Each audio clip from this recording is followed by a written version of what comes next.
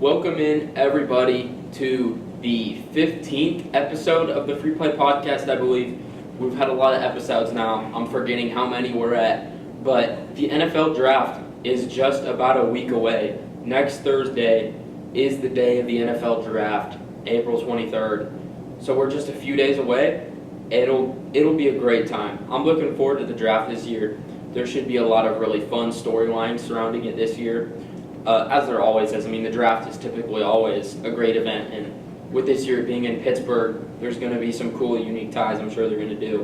But with that being said, welcome in to the 15th episode of the Free Play Podcast.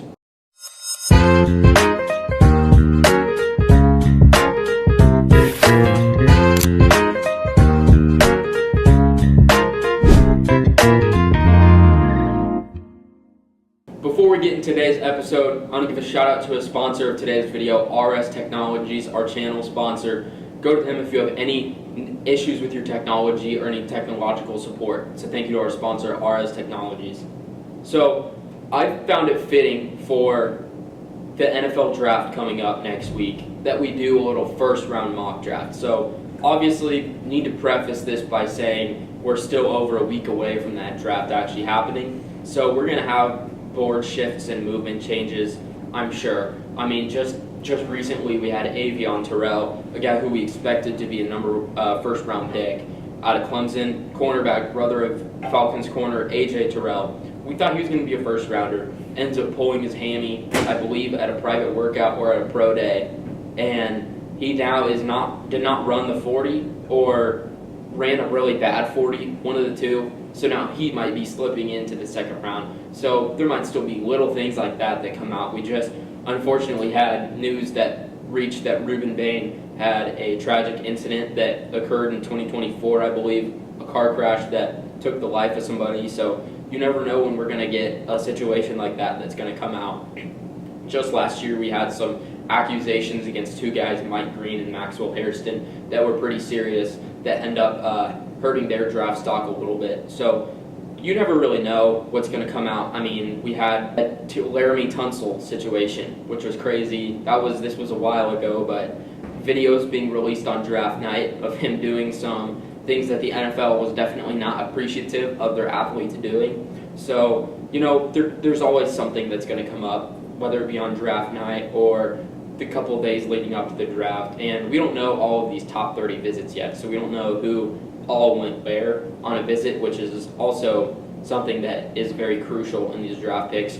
So with that being said, I'm just going to jump in and we're going to go one by one over why I chose each pick. I did this on PFF, no trades, just to make it simple, and just going one by one, giving an analysis here. So the number one pick in the draft belongs to the Las Vegas Raiders. This one, easiest pick of the draft, Fernando Mendoza. I mean, this is obvious. They need their quarterback in the future. Tom Brady's basically agreed that he's a good quarterback prospect for him, and they brought in Clint Kubiak, so that's going to be a strong fit for them over in Las Vegas. So looking forward to what Mendoza can do in Las Vegas with the Raiders. I think they have a lot of work to do, especially on the offensive skill side. I mean, they have Ashton Jeanty and Brock Bowers, but outside of that, I would like to see them get a more competent wide receiver for Fernando Mendoza, and who knows, that maybe could be a trade up for Omar Cooper Jr., his star standout at Indiana. Now going into the second pick, again, another relatively chalk pick here. We have the Jets taking Arvell Reese, the linebacker edge tweener from Ohio State. This is an interesting fit because the Jets really do just need the best player available, but there is somewhat of an argument to be made about a guy like David Bailey or even Ruben Bain going ahead of Arvell Reese to an extent because of how we don't know what position Arvell Reese is technically going to play. Now, that's exactly what they said about Micah Parsons coming out of the draft. We don't know what position he's going to play. He ends up playing both. Honestly, he can play middle linebacker and edge rusher, and he's terrific at both. I mean, he excels in both situations. He can even rush on the interior if you need him to a little bit. So I can see that easily being someone like Arvell Reese. I think of him in similar vein to Trayvon Walker from Jacksonville, who just got a big extension with them, former number one pick. So honestly, Arvell Reese is just an insanely talented player in a team like the Jets that just lacks overall talent. Aaron Glenn is a defensive guy. He's probably going to want an anchor, and maybe this can be his version of Aiden Hutchinson in the Jets organization. Now moving to the number 3 overall pick, the Arizona Cardinals. This is a spot where the Cardinals have been approached, it seems already, to move down, which is an interesting thing to think about, because honestly it feels like there is a little bit of a drop off here. So I had the Cardinals sticking at where they are, obviously, and picking up right tackle from the University of Miami, Francis Mauigoa. I picked Mauigoa to go to the Cardinals just because I anticipate that the Cardinals will be drafting a quarterback next year, bringing in Mike LaFleur to be the head coach there. So I figured it would be a logical fit for them to build up the offense and the surrounding pieces, establish a really good continuity along the offensive line, which they really have at most positions. Paris Johnson Jr. is a stud. They have some other guys on the offensive line, and Francis Mauigoa could be their franchise right tackle and somebody that can continue to hold down the offensive line. If they even take a quarterback this year, maybe they find themselves in the second round with a guy like Ty Simpson still on the board and want to pull the trigger there. So you never know. It only takes one team to fall in love with a quarterback prospect. But assuming the Cardinals do take one next year, I like Francis Mauigoa for the Cardinals and just continue to build up the trenches. It's never a bad pick to go with offensive line. But again, this could be a move down spot. Now, the one that honestly I think is the most interesting move down spot is the Titans at number 4. I think there is a little bit of building pressure in the Titans organization only just in year 2 of Mike Borgonzi's era there, I believe is how you pronounce his name, the GM from the Titans coming over as the assistant from the Chiefs. And I think there is a little bit of mounting pressure there. So they could maybe move down, try to see what assets they can accumulate and try to buy themselves another year. And there has been a rumor that the Cowboys are looking to move up and potentially secure a player like David Bailey or Sonny Styles, somebody at the top of the draft who can really be a difference maker on their defense. And they do have 2 first-round picks, both at 12 and 20 from the Michael Parsons trade. So depending on what that price is, I could see the Titans moving down to 12. But just for the sake of the draft, as I said, no trades. We're going number 4 to the Titans. Texas Tech edge rusher David Bailey. He was pretty neck and neck for me with Ruben Bain as the best edge. Technically, if you want to classify Arvell Reese as an edge, you can. But just pure edge, guy that isn't going to tween an inside linebacker or outside linebacker. David Bailey, I mean, this guy, he's a stud. Coming over from Stanford, transferring to Texas Tech, he was a beast for the Red Raiders, and one of the guys that really was the reason why their defense was that good is also with Jacob Rodriguez, who's expected to be drafted on day 2 of the draft. And honestly, David Bailey, I think he really benefited from this Ruben Bain situation. They were going neck and neck, as I said, and it seemed like Bain was slipping a little bit because of his arm length issues. And this event that happened that we found out about Ruben Bain, that certainly pushes David Bailey up the board. And so I like the Titans, especially with new head coach Robert Saleh, to get a strong defensive end, because this is a guy in Robert Saleh who has prioritized defensive line everywhere he's gone. He's a defensive line guy by nature. When he was with the 49ers just last year as the defensive coordinator, obviously having Nick Bosa is a massive help. And then when he was the head coach of the Giants, remember, they basically double-dipped. They did double-dip at edge rusher, taking Will McDonald and Jermaine Johnson Jr. in the same draft. So this is a defensive-minded head coach, and I like David Bailey to fit there.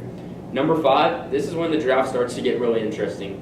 The board, it's like starts to drop off a little bit. Obviously, the pick I have here, number 5, to the Giants, linebacker out of Ohio State, Sonny Styles, certified beast, athletic freak, one of very few people in the world that can perform athletic tests like he did, and he has the tape to back it up. Sonny Styles is a tremendous player, and especially with the loss of Bobby Okereke on the Giants' defense, I think they need a new guy to replace in that middle, and Sonny Styles is such a good athlete, you could even put him at safety if you needed to. Like, this guy is so versatile. I think he has good instincts as a blitzer, and I think pass coverage, he's solid enough, and he has the tools especially to learn. I mean, I almost think I view him a little bit in the same way as Isaiah Simmons as a prospect coming out of the draft who the Giants know about as they had him in the building.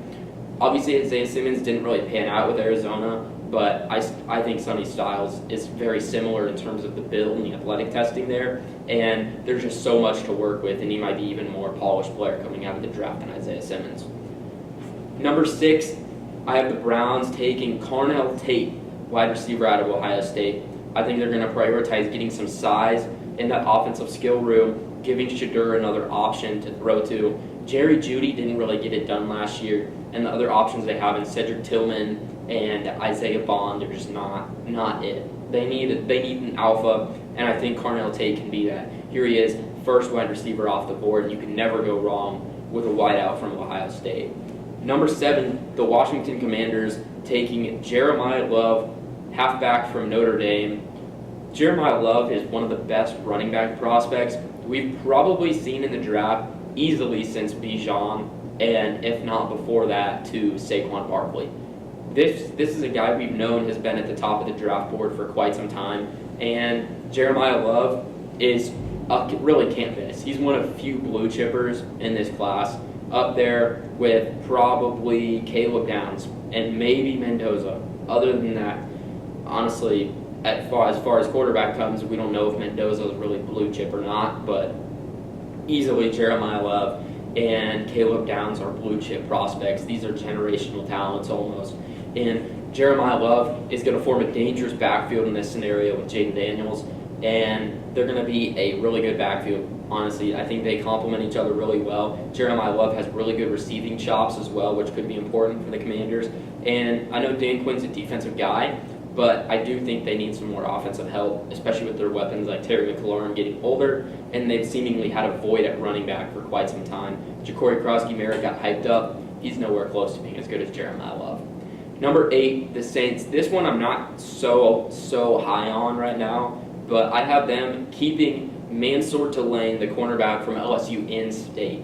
I think the Saints can really use a lot of help in the defense, and particularly in secondary. I think Mansour Tulane is probably the best corner in the draft. He should be number 1 off the board, and really the Saints, you could make the argument for Caleb Downs, but it just feels like Mansour Tulane to me. I think Kool-Aid McKinstry's been good. He's not been everything for them, and I think potentially getting that number 1 shutdown corner could be big for them. As we know, what Tyler Shuck did last year was pretty impressive. I would have had Jeremiah Love as the pick had they not signed ETN.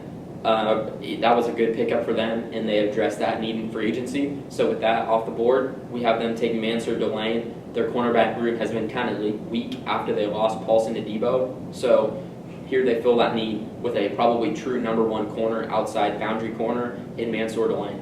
Number 9, to the Kansas City Chiefs, a much anticipated pick for the Chiefs. A lot of debate going around on social media where different scenarios who the pick could be. In this scenario, Reuben Bain Jr. falls to number 9, and the Chiefs pick him. This would be a home run pick for the Chiefs. Reuben Bain Jr. is realistically probably a top 3 talent in the class, but because of positional fit, off the field concerns, and arm length issues really is what it comes down to, he's going to slide down the board probably, and this is a tremendous pickup for the Chiefs in this scenario. I think he provides a real spark off the edge, something that he has twitch, and the blend of twitch, motor, and bend off the edge is something that the Chiefs don't have at all. George Karlaftis is stiff. He came out of the draft as somewhat more of a bendy prospect, twitchy, but he's kind of reached an age.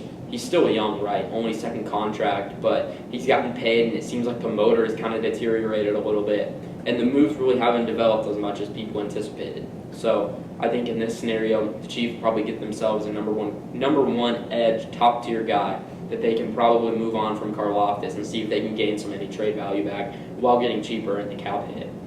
Number 10, we have the Bengals taking Caleb Downs, and a very ideal scenario for them, landing the safety out of Ohio State. This is a guy who we've known is a blue chipper since the moment he stepped on the field at Alabama, transferring to Ohio State after Nick Saban's retirement, and he's been a dog at Ohio State. Caleb Downs, one of the best safeties in the league, immediately will step in and be probably one of the better safeties in the league. He's very versatile in what he can do. I think he can play in he has certainly the range to play in a one-high system, as well, and I think he can really come down and help as a tackler. I mean, the instincts are off the charts. He can make plays on the ball, and he's honestly, which is so good, that team stopped throwing deep. I mean, Ohio State certainly did not have that many big plays thrown on them, and partially was because of Caleb Downs. They had some other dogs in the secondary as well, but Caleb Downs going to the Bengals going to help anchor down that secondary, which they so desperately need. Number 11 to the Dolphins. To me, this was a pretty obvious pick with how the board fell. Malik Willis gets himself a weapon in USC wideout Makai Lemon. Lemon has a very good route tree. He's very solid athletically, very good athlete, and overall has the kind of body type that a prototypical alpha X number 1 wide receiver would, and that's what Makai Lemon's going to be for the new upstart Dolphins. The Green Bay Dolphins, this is a guy who fits their profile. John Eric Sullivan, the new GM there, fits the profile of a guy that Green Bay would draft athletically, and I think this is a good fit for the Dolphins offense. Pair him with the speed of Devon Achane and the speed of Malik Willis. I think Makai Lemon could be a very good standout wide receiver 1 for the Miami Dolphins. Number 12 with the Cowboys. Obviously, secondary is a massive concern for them. They were one of the worst secondaries in the league last year, and here they take a swing on maybe the guy who should be the number 1 corner in the class. Missed the entire 2025 college football season. Cornerback at Tennessee, Jermod McCoy. McCoy was on the fast track to being a top 10 pick. He's going to fall a little bit in this simulation and this year because of the injury all of last year not playing. But Jermod McCoy was a certified stud at Tennessee when he was on the field. And this is going to help that leaky Cowboy secondary big time. And it's going to allow them to kind of have a almost shutdown corner, because when they had Trevon Diggs, he was not a shutdown at all by any means. The dude would get toasted pretty frequently. He was typically in the top of the league in burnt coverages, broken coverages, touchdowns given up. Really just a ball hawk. Jermod McCoy can take the ball away. He's just more of a shutdown guy. I mean, this is a guy who's going to be perfect in a man system and just going to be pretty sticky in coverage and be the number 1 option that the Cowboys need. Number 13, the Rams via the Atlanta Falcons are going to be picking wide receiver from Arizona State, Jordan Tyson. This one, Jordan Tyson has been predicted to maybe fall a little bit on the draft boards because of the hamstring injury, I believe, that he sustained. That's kind of kept him out of drills and showcases. But Jordan Tyson is just such a good receiver. Like, there's no way this dude should be falling past pick 20. And I think with the premium of how expensive wide receivers are and the doubtfulness that we have right now in the Rams wideout room, Matthew Stafford's not going to be around forever. They're going to need some young weapons to pair with their eventual young quarterback to give themselves a safety blanket, a good target. And I mean, Puka Nacua just checked himself into rehab. Davante Adams may not be with the team past this season likely. So Jordan Tyson, at minimum, gives themselves a strong number 2 wideout. And honestly, I like him learning behind Davante Adams for a year. I mean, and if worst case scenario, you don't want to commit all that money to Puka with kind of the off-the-field concerns you've had, then Jordan Tyson can step in and be that number 1. So I like this pickup for the Rams. You could certainly make the argument there's stronger positions of need than a wide receiver 3 at the moment, but to me, I think this pick is planning for the future and probably getting a guy about at a higher value and grade than he probably should be because of a fluke injury right now. Number 14, I have the Ravens taking Kenyon Sadiq, the tight end from Oregon. To me, I think Mark Andrews has lost a step, and I think they really need a good replacement. And I think Kenyon Sadiq brings the vertical field stretching factor that Mark Andrews really hasn't brought for quite some time.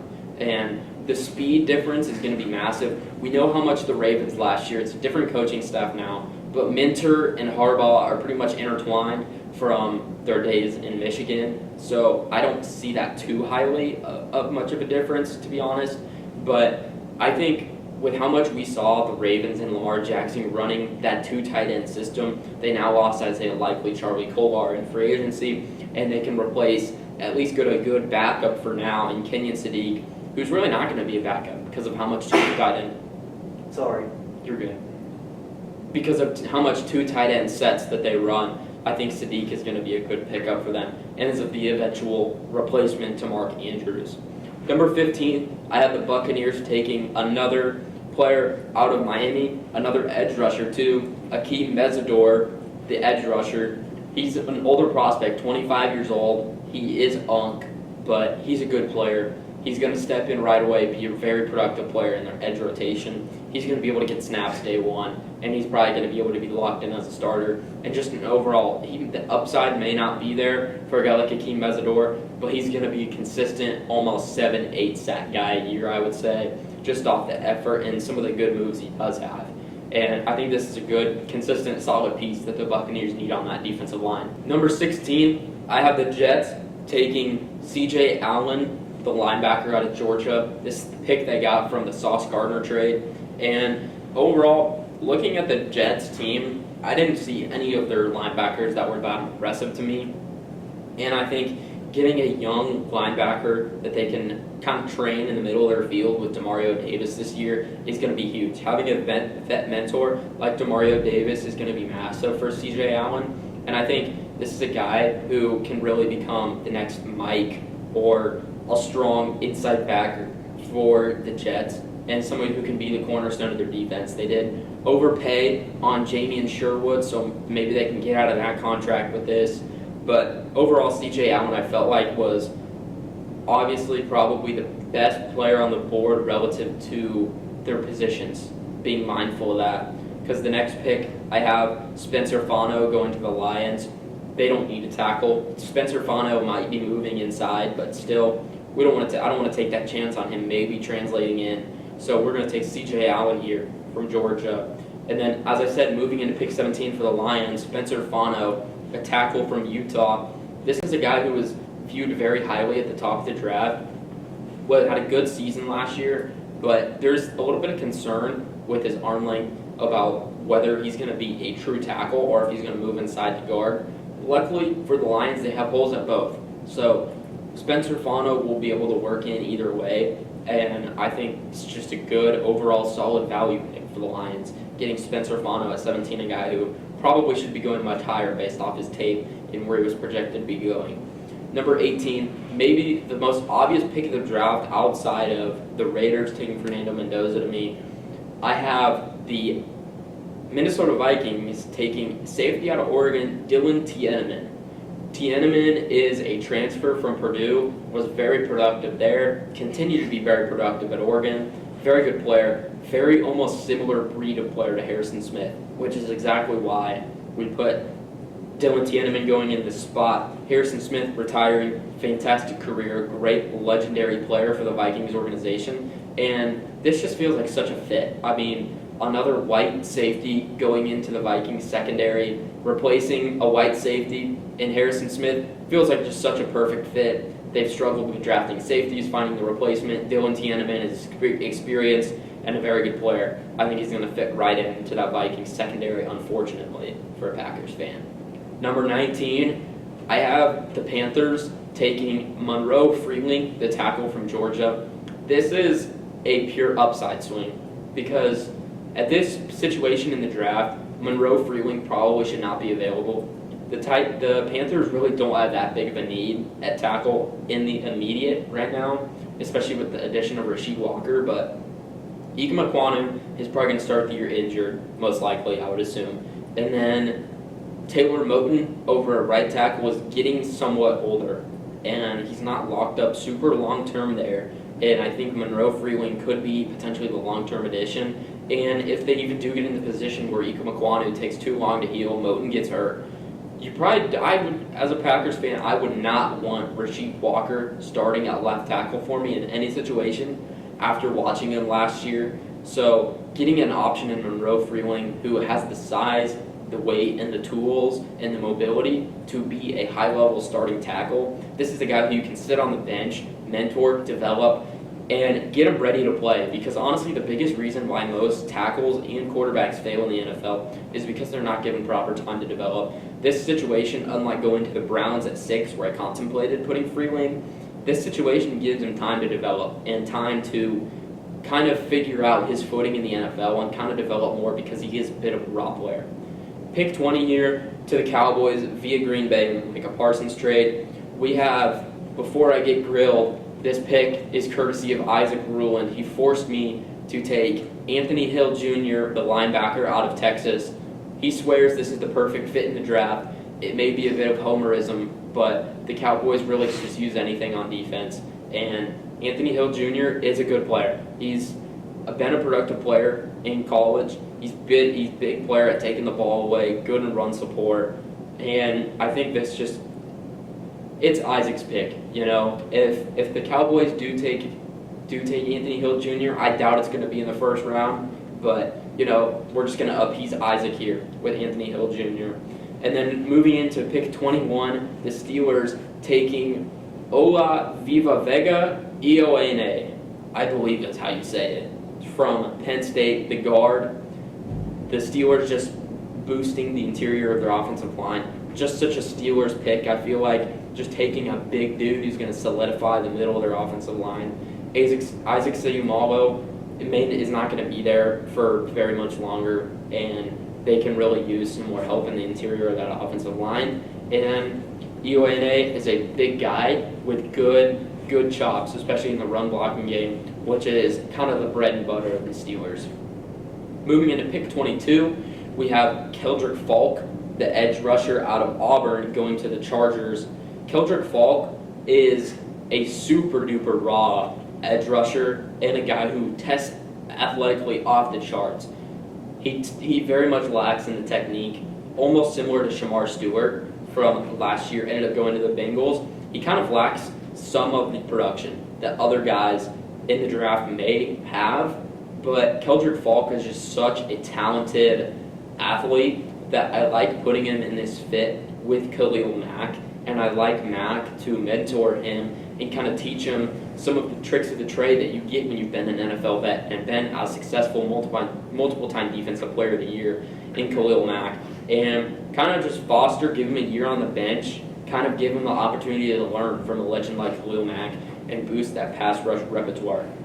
Moving into pick 23, this one I could have gone offensive line. I do like both Blake Miller and Caden Proctor as long-term tackle solutions with their size, but with them just losing Jeff Stoutland, I wanted to give the Eagles something on the defensive line with the uncertainty we've seen from Jalen Carter's situation in the contract, that we're going Caden McDonald, the defensive tackle from Ohio State. This is a big guy. He's going to solidify the middle. He's going to be more of a nose tackle type, but I think there is a bit of pass rush upside here. Jordan Davis is a bit of a nose tackle, so you may say it's a bit redundant, but Caden McDonald is still a really talented player, and I think there's some pass rush upside here. And we've seen a little bit of pass rush upside from Jalen Carter.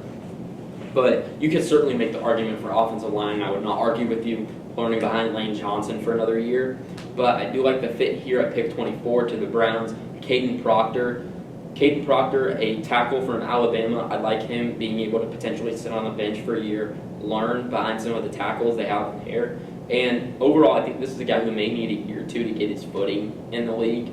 But Caden Proctor has the size and the tools to be a franchise to left tackle or right tackle, and I just think that this is a good situation for the Browns to put him into, somewhere where he may not need to start right away, because the Browns have done an okay job at plugging that offensive line, but they're going to need long-term solutions. At number 25, I have the Bears taking Peter Woods, defensive interior lineman from Clemson. Peter Woods, a few years ago, was undoubtedly a top 5 pick, but he fell because of the lack of production he's had the last 2 years. So getting a shot for the Bears here to plug that weak interior defensive line and a guy in Peter Woods, they can really be a great 3-tech for them. This would be huge. I mean, the ability to take a swing on a guy with the upside of Peter Woods is legitimately something you can't sleep on, and something that, if developed properly, could be one of the best value picks when you look down the road in 5-10 years. Peter Woods, he could be a force to be reckoned with. And with how good the offensive lines are getting in the NFC North, you certainly want somebody who's going to be able to rush the passer from that interior defensive line spot. Pick 26, this one, Well, it's a bit interesting. I think this guy should be going off the board earlier, which is why I think the Bills take him here. And that's Omar Cooper Jr., a wide receiver from Indiana. We saw Omar Cooper Jr. make spectacular catches all season long with his body control and his high pointing ability with Indiana, and I think that would be a perfect fit for Josh Allen. I mean, give somebody to Josh Allen who can kind up and go and get the ball. That would be fantastic. I mean, that's what they thought they were getting in Keon Coleman. He just hasn't worked out. So getting a guy who's supposed to be gone relatively at this position by a lot of boards and a lot of mock drafts, I think Omar Cooper Jr. would be a solid pick for the Bills. It would be a bit unfortunate to pass on defense if you were them, but Joe Brady is an offensive guy, and I could see this being a guy that Josh Allen would really want, and kind of giving them a wide receiver room paired with DJ Moore that they really haven't had with Josh Allen, which I think would be important. Number 27, I have the San Francisco 49ers taking Blake Miller to tackle at Clemson. Don't look anything more into this than the Trent Williams replacement. Sitting behind Trent Williams for a year, learning from maybe the greatest left tackle of all time, is certainly a great way to start your career. And Blake Miller has the tools, the height, the arm length, the weight, the size in general to be a franchise tackle. No better way to start your career than sitting behind the legendary Hall of Famer Trent Williams. And number 28, the Texans taking Emmanuel Pregnon, the guard from Oregon. This is another strong interior offensive line prospect. Texans desperately needed. They nuked their offensive line for pretty much the second year in a row. Would be a very strong pickup for them along the offensive line, no pun intended. And then number 29, the Chiefs back up on the clock, taking the pick they got from the Rams in the Trent McDuffie trade, getting cheaper and younger at the same position, taking Chris Johnson, cornerback from San Diego State. This guy is going to work so well in a zone system. He did not face the strongest competition, obviously, playing in the Mountain West, but he just really never got tested. I mean, he was so good, teams just stopped throwing the ball his way. Kind of shades of Quinyon Mitchell at Toledo. Nobody threw the ball to Quinyon Mitchell because he was that good. Chris Johnson, I think, will work incredibly well in a zone scheme. That's primarily where he worked in college, and he's going to work well in this Chiefs system. I think he can really get after it in the pass game. And he's a willing tackler as well, which is very important in the Chiefs system. Number 30, I have the Dolphins with the pick from the Jalen Waddle trade with Denver, picking up Emmanuel McNeil-Warren, the safety from Toledo, the home of Quinyon Mitchell. To me, I see Jeff Hafley taking over the Dolphins, and we saw how important and vital it was to his defense with the pickup of Xavier McKinney, and I think this could be their Xavier McKinney, or at least their Evan Williams, someone that's going to be able to anchor down the secondary and really be the voice and be the key guy they're going to need back roaming in that secondary, playing that, giving them the opportunity to run those one high looks, stack the box a little bit more. Emmanuel McNeil-Warren's a very good safety prospect. Again, so good, teams just stop throwing to him. And I think this can kind of be their Xavier McKinney clone to a little extent. Number 31, we have the Patriots taking Max Iannacho or Iheanacho, something like that.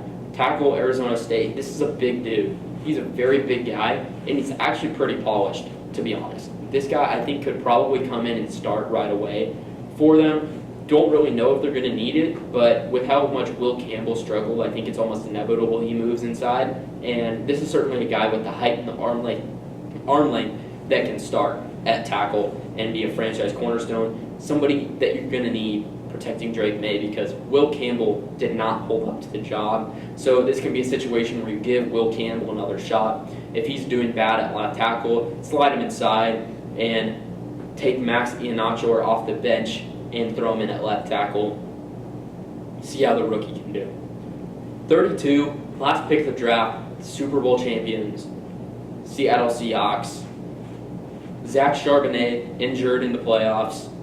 Kenneth Walker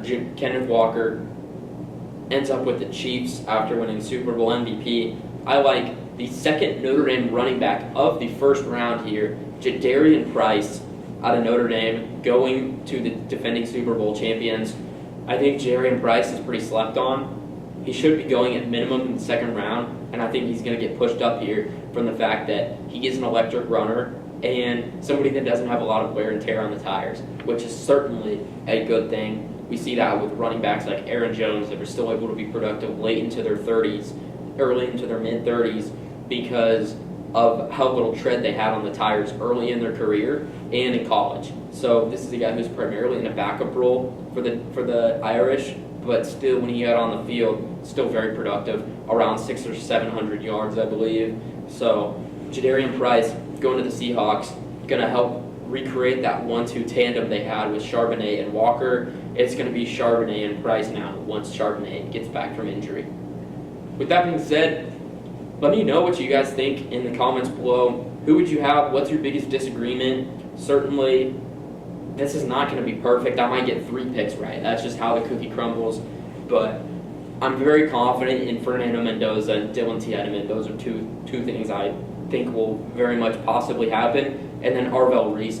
The board really starts, in my opinion, to drop off after pick 10. Once we get past maybe Makai Lemon at 11, I think that's when you start to be taking risks. You have Jermod McCoy, didn't even play it last year. Jordan Tyson, hamstring injury. Kenyon Sadiq, kind of a different build than you typically see at tight end. Akeem Mesidor, very old prospect. That's when you start to get the flawed prospects. So I'm interested to see what happens in the draft. I think the less chalk a draft is, the more likely you are to have fun time in it. So thank you guys so much for listening, and I'll see you all in the next episode.